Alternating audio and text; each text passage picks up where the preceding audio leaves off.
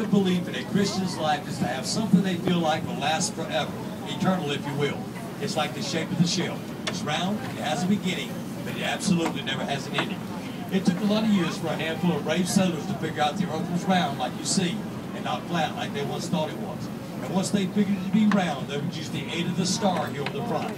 It would guide them to a lot of different lands, places, and destinations. And once there, they would bring back things from more back home they never saw. One thing would be a flower so special that it would bloom in the dead of winter.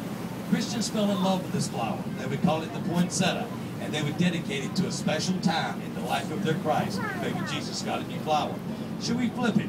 You'll see a lily, beautiful, pure, and white. The Christians like this one even better, and they would dedicate this to a more special time. And what better than the resurrection? But you can't have the resurrection without first you have the crucifixion. On the front of the shell, you'll see 5 holes. The 2 holes in the top and the 2 holes in the bottom would represent the 4 nail holes in the hands and feet. And the one in the center is a Roman spear that would end everything as Christ hung on the cross. But to a sailor, it's a little different, because the 2 holes in the top represent a low oxidated entrance to a perfectly formed Bermuda Triangle right here at the bottom. And should a boat sail through the gap, they call it, without plummeting down, there's always a 50-50 shot that he may not come back until the tip. Folks, I'm not killing anything living. I'm going to open the shell, show you what's on the inside. Does anybody have any clues before I do? What?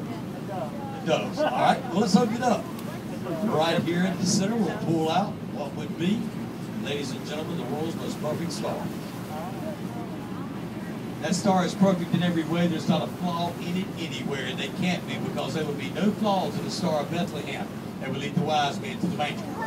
But there's so many people that were saying doves or birds, and there is a bird out here, ladies and gentlemen. It's a bird of love, peace, and most of all, it is a bird of direction. Should you see it, you follow it. It will bring you back to land every time. It's a bird that's been used with the Vatican, to magic shows to matrimony. It seems that anywhere that love and peace, as much as a little direction was needed, somewhere a dove has played a very vital role. As the gentleman and a lot of other people said, if I break my star down, from that star comes 5 perfectly formed tiny little white doves. As you're looking at the doves, ladies and gentlemen, you want to notice that 2 of the doves will be larger than the other 3. That's said to be the 2 used by the greatest sailor of all times, and you would know him by the name of Noah, as he would bring out doves for the olive branch. Those other 3, well, that's the offspring of those first 2. They've been guiding sailors in safely and creating love and peace ever since Noah put his first pair on the ark. Ladies and gentlemen, you had about as pretty an ocean as you could possibly ask for.